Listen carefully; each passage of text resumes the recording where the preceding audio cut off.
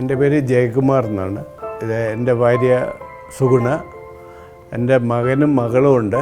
ഞാൻ വർഷങ്ങളായിട്ട് അബുദാബിയിൽ ജോലി ചെയ്യാണ്. ഞങ്ങൾ ഫാമിലിയായിട്ട് കുറേ വർഷങ്ങളായിട്ട് അബുദാബിയിലായിരുന്നു. ഞാൻ ഇങ്ങനെ ഒരു അപ്പാർട്ട്മെൻറ്റ് നോക്കി നടക്കുകയായിരുന്നു. അപ്പോഴാണ് ക്രിയേഷൻ്റെ അഡ്വർടൈസ്മെൻറ്റ് കണ്ടത്.